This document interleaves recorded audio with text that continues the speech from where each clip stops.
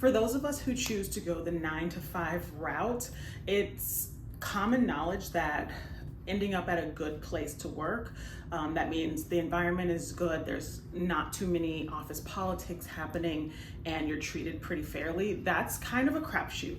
You really have to do your due diligence when researching a company, and with how competitive things are now, a lot of times it's beggars can't be choosers. And so for the majority of the people that we see online talking about how negative the 9 to 5 experience is or corporate life being hard, that is because they have fallen into the not so good category of corporate life where there is toxicity and just unfair treatment within the workplace. Now, for those of us who are not lucky and can't quit without a backup plan, a lot of us need to stay at our jobs, and a lot of us need to find ways to make it work where we're not going crazy and where we're not getting fired or further singled out.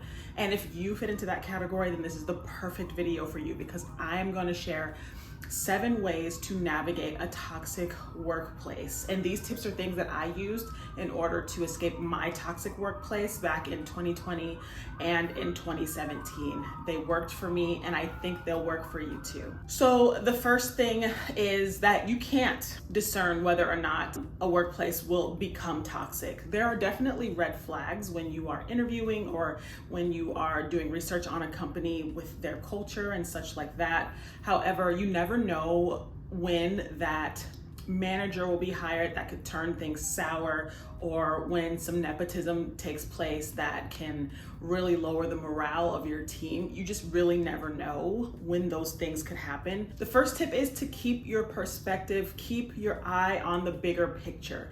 And I put this tip first because it's kind of a concept more than an action item, and I wanted to get it out of the way. But what do I mean by keeping perspective?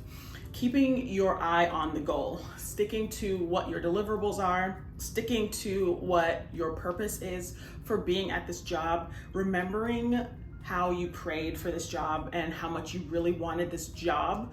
This could also mean thinking about when your next payday is, being grateful for things like your employer match, your health benefits, your PTO, and taking advantage of that as well. These are all things that I used to use to cope with the fact that I could not escape my toxic workplace. And though it is not the end-all be-all answer when you want to get away from this environment, it helps so much when you just think about all of these things, because I promise, if you quit without an action plan, if you quit without a backup plan, all of these things that I'm telling you to think of now will be things that you are going to miss when you no longer have a job. And this kind of ties in with number 2, which is to wear blinders. I found that I was my most miserable at my toxic workplace when I was looking around at what everybody was doing, taking in all of everyone's opinions, perceptions, listening to gossip.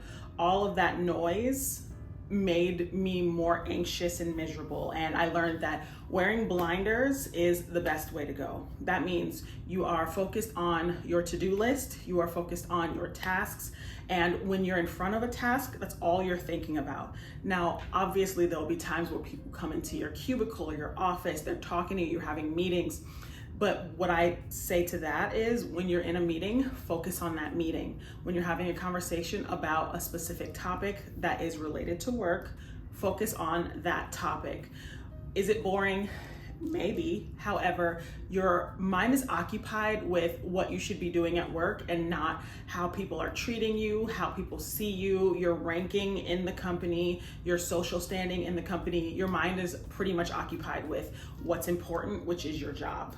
Number 3 is to avoid the main source of conflict/pressure. If this is a person, it's semi-easy depending on who that person is.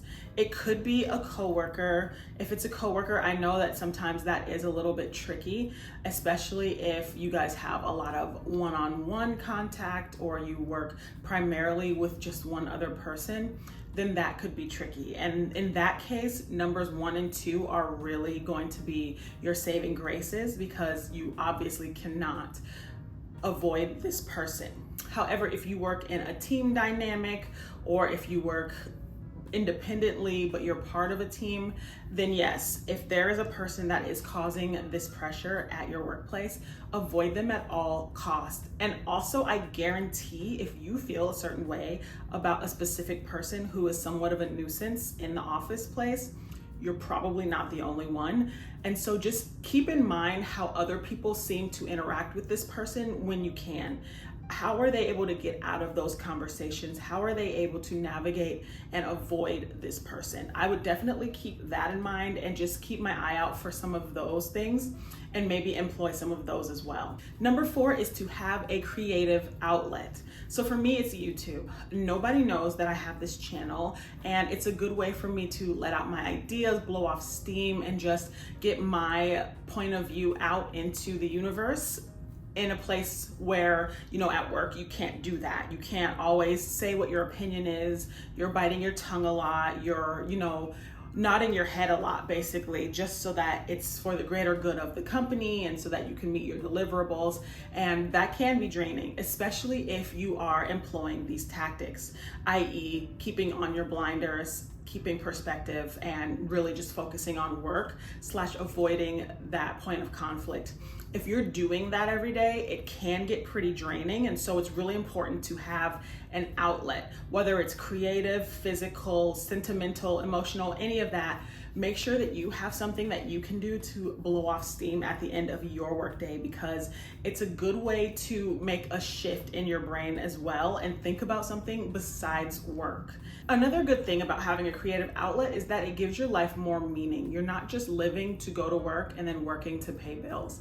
And I find that when I'm feeling like I'm in a rut, or I'm really heavy in the rat race, or I'm really just burnt out, it's because I'm focused on one specific thing, and it's usually work. And nobody is wired for work to be their whole existence. And so if that is you, then you need to get a creative outlet ASAP. Number 5, interact with colleagues that do not stress you out.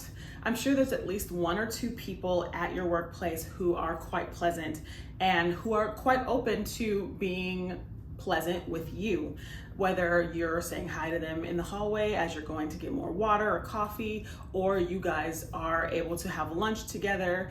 If you are afforded that chance, then take that chance, because just being around people who don't share that same negative trait as the source of conflict, whether it be your manager or another colleague, that helps so much. It kind of gives you something to look forward to, and it also makes it so that you're not dreading going to work completely, because at least there's someone there who provides a positive aspect to your job.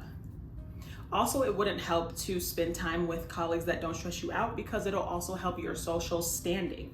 So then if that one source of conflict has a negative opinion of you, and maybe they are listening around on what other people think of you, you have someone who's on your side who will have good things to say about you, and that might help you in the end. Number 6 is lean on your support system. Now, this can be a romantic partner, a roommate, your family, your mom, anyone, a dog. It could be literally anyone. But the main thing to remember is that this is the most helpful if that support system is not connected to your job. I said that it would be very helpful to lean on colleagues or talk with colleagues, spend time with colleagues that don't stress you out, and that's great, but you still want a degree of separation between you and that job that is causing you stress. And the best way to do that when it comes to social connections is with the people that are not at your work. And what this does is it takes your mind off of it again. When you're not doing your creative outlet, or if you're spending it with people who like what you're doing, you guys have common interests, and it's not just people that you have to be around because you guys are getting paid to be there.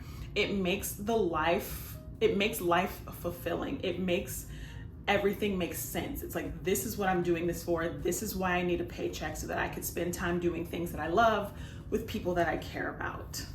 Number 7 is to show gratitude. This kind of ties in with keeping perspective, because one of the biggest things that really gets people when they are trying to get out of a toxic workplace is the effect that workplace has on one's psyche. It's really easy to feel like everyone is against you, and how it's you against the world, and you're really just trying to fight in order to survive every day. And I find that practicing gratitude for things that I mentioned before. Maybe you live in a nice apartment. I know some people would say that is golden handcuffs, but practicing gratitude can help you see that in a positive perspective and saying, thank you to my job for making it so that I can live in a safe apartment that's in a nice area and has nice amenities. Keeping that gratitude, keeping gratitude when you are feeling stressed really does help.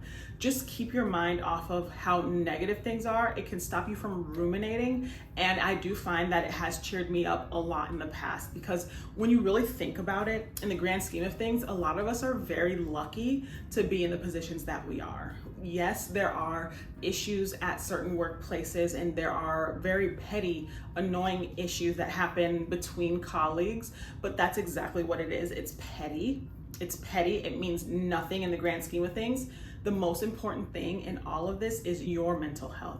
And so that's why I say to keep gratitude is one of the most important ones. And that is all 7 ways to navigate a toxic workplace. These are the steps that I took in order to navigate mine when I couldn't leave my job right away. Like I said in my last video, I was at my first toxic job for a full year and my second toxic job for a year and 6 months. And it was so hard. It was hard, but I did all of these things.